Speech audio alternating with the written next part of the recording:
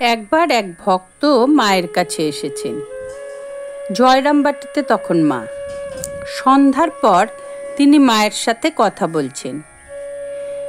ভক্ত: মা, সবাই বলে কল্পতরুর কাছে গেলে কিছু চাইতে হয়, কিন্তু ছেলেরা আবার মায়ের কাছে কি চাইবে? যার যা দরকার মা তাকে তো তাই দেন।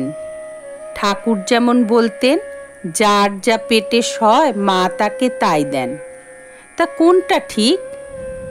মা: মানুষের আর কতটুকু বুদ্ধি? কি চাইতে কি চাইবে?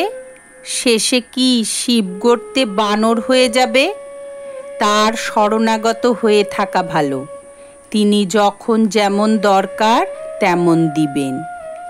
তবে ভক্তি ও নির্বাসনা কামনা করতে হয়।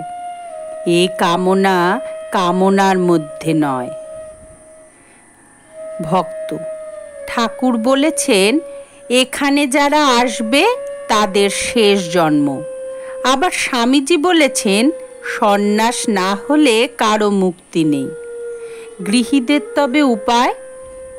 মা: হ্যাঁ, ঠাকুর যা বলেছেন তাও ঠিক, আবার স্বামীজি যা বলেছেন তাও ঠিক।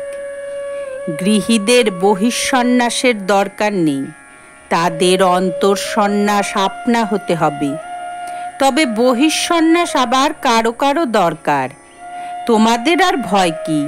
তার শরণাগত হয়ে থাকবে, আর সর্বদা জানবে যে ঠাকুর তোমাদের পেছনে আছেন।